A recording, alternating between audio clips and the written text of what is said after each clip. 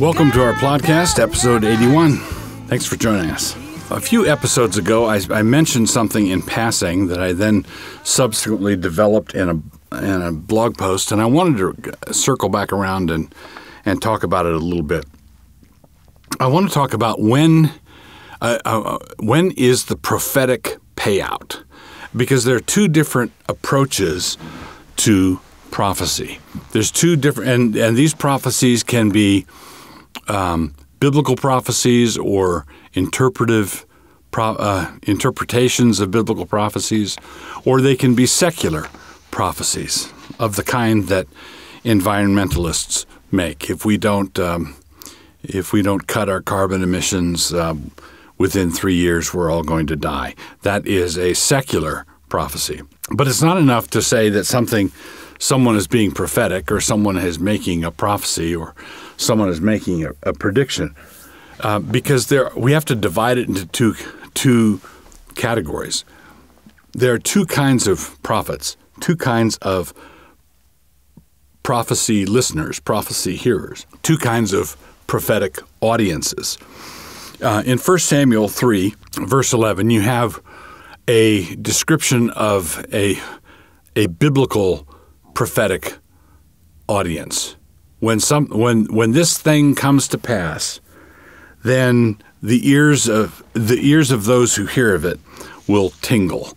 The payout, in a biblical understanding of prophecy, the payout is the emotional payout is at the time of fulfillment. When you see this word come to pass, you go, whoa.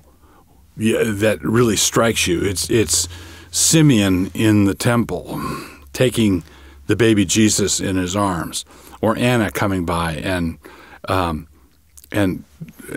speaking of the arrival of the Messiah. So you are blessed in the payout. You're blessed in the fulfillment. But the other kind of prophetic payout is where the payout, the dopamine rush that people get, is what happens when the prophecy is made. All right? So this explains why radical dispensationalists of the Hal Lindsey stripe can make false prediction after false prediction, and it doesn't. They're still around. If Hal Lindsey said basically the Balfour Declaration establishing the nation of Israel was in 1948. The nation of Israel, it kicks off the establishment of the nation of Israel, gets the prophetic clock ticking again. This generation will not pass away till all these things are fulfilled. A biblical generation is 40 years. And so 40 years from 1948 is 1988. The Lord's got to come by 88. So that sort of prediction is made, and then it doesn't happen. And yet, Hal Lindsey is not laughed off the stage. Other people who predict the end of the world are not laughed off the stage. And people can say, well, see, that's because you Christians are just fundamentalist rednecks. Well, no, Al Gore isn't laughed off the stage either, right? Paul Ehrlich, who wrote The Population Bomb, there's a false prophecy. How is it possible for someone to make 100 false prophecies in a row and still be listened to at 95, 96, 97, 98, and so on? How is that possible? Well, it's because what that prophet is delivering is an adrenaline rush at the time of the prophecy is made. So what he has got to be is not someone in tune with time and eternity. The lurid prophet doesn't have to be in communication with the author of all history. He just has to be a good storyteller. He just has to be able to get the audience's attention, tell them a story that will grip and excite them and thrill them. And if they walk out of the auditorium that night with a feeling of excitement, all abuzz with that feeling of excitement, then they got everything they were looking for. So if someone says, and if we don't act now, in 3 months, the entire Amazon River basin is going to be paved over. If we don't act right this minute, tonight. All that matters for the people listening to that is that they get a rush at that moment. 3 months from now, they're not going to care. 6 months from now, they're not going to care. 3 years from now, they're not going to care. In fact, someone could circle back around and deliver the same prophecy about the same Amazon River basin a decade later, and the person wouldn't care. What he cares about is the story grip in the moment. What he cares about is whether it thrilled him down to the bone in the moment. Biblical Christians don't think like that. Biblical Christians say a prophecy, at least a prophecy that has to do with telling the future, is worth something or nothing based upon whether or not it comes to pass. So that's why the test of a true prophet in Deuteronomy 18 is that what he says actually comes to pass. If a man says, "Thus saith the Lord," and what he says does not come to pass, Deuteronomy 18 says that we're not to listen. We're not to listen. Isaiah throws out a taunt to the heathen gods. He says, "Show us the things that are to come hereafter, that we may know that ye are gods." Right? If you were to describe for us the dying polar bear, or and you're to do so in a vivid, exciting way, and everybody gets a lump in their throat, that doesn't meet Isaiah's challenge that we may know that you're gods. It actually has to happen. Otherwise, all we know is not that you're gods, but that you're a vivid storyteller. And so what people are after now in their prophets is entertainment. People want to be entertained by their prophets. They don't want their prophets to tell them what's actually going to come to pass. Christians aren't to be like that.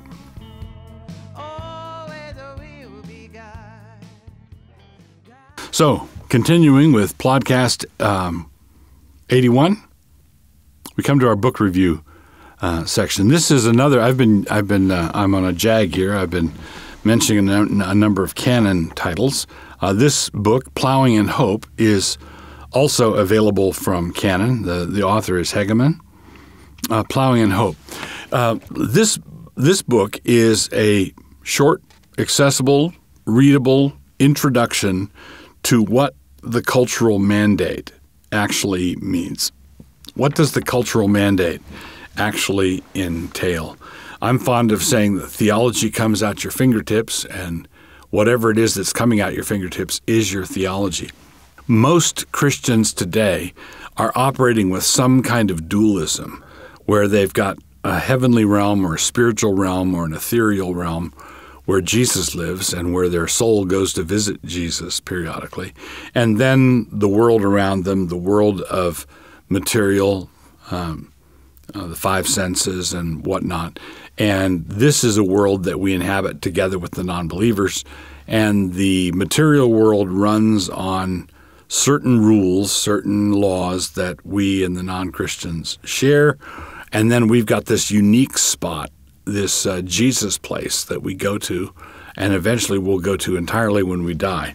That kind of dualism is just no good for us.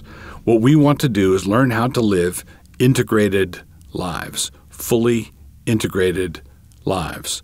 And if you want to learn how to do this, if you want to learn how to think biblically about the world around you and what God told us to do with the world around us, this book, Plowing in Hope, is a great place to start.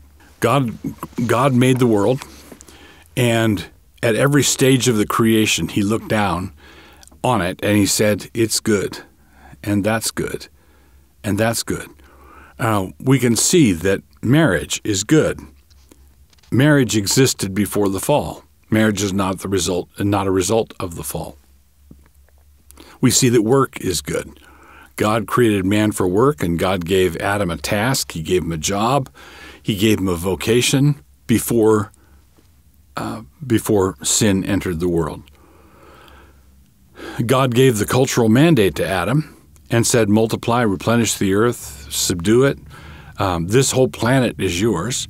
And that was given before the fall. So the cultural mandate, the command to exercise dominion is something that was given before the fall. And someone might say, well, yes, but doesn't the fall alter or erase all these things?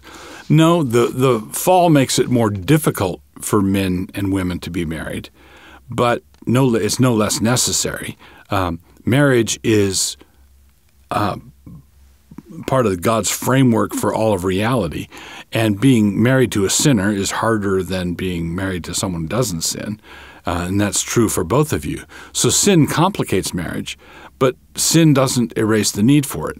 Sin complicates work. God gave Adam work before the fall, but after the fall, that's when the thorns and thistles come in. The work of bearing children was going to be work before the fall, but God greatly increased travail or pain in childbearing. Work became more complicated because of sin. So work, and the same thing is true of the cultural mandate. The cultural mandate doesn't go away because of sin, but sin complicates it.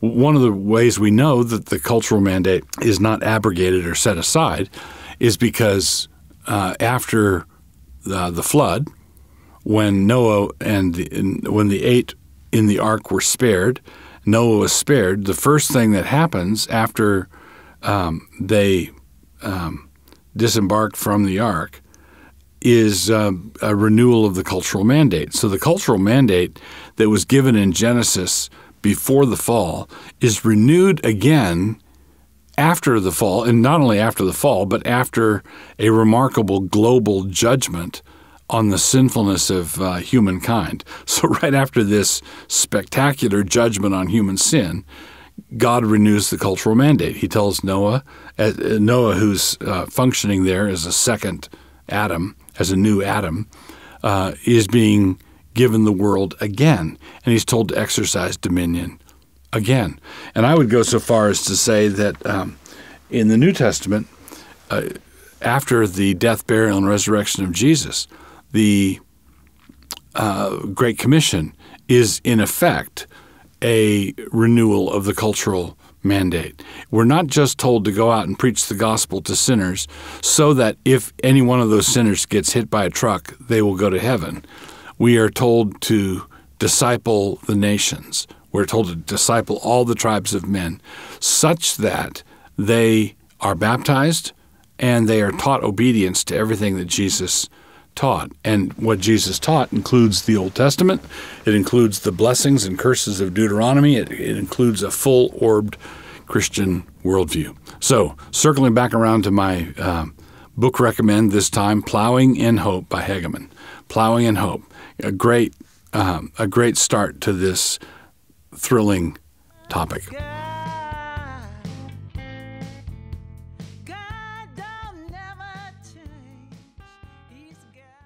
So continuing with Plodcast, episode 81, we come to our hamartiology section. The word Anthropoktonos means murderer, and it's used 3 times in the New Testament, and all 3 uses are from the Apostle John. Interestingly, this appears to be the fundamental sin that the devil is charged with. The first usage is from John 8:44.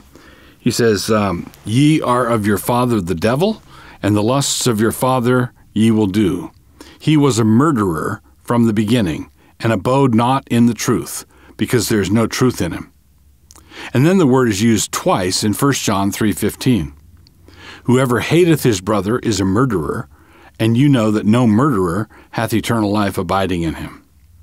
Now, although John is applying this to anyone who hates in this way, the diabolical ancestry of the sin is plain. Such haters are like Cain, and Cain was like the wicked one, verse 12, and the wicked one, his father the devil, was a murderer from the beginning. So those who do wrong are of their father the devil, and the first place this shows up is in the sin of hateful envy, Cain's envy of his brother Abel, that drives to murder, that resulted in the first fratricide.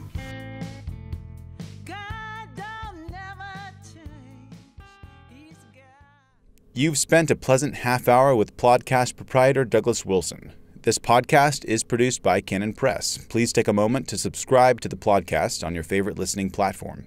To hear more from Doug, please visit canonpress.com.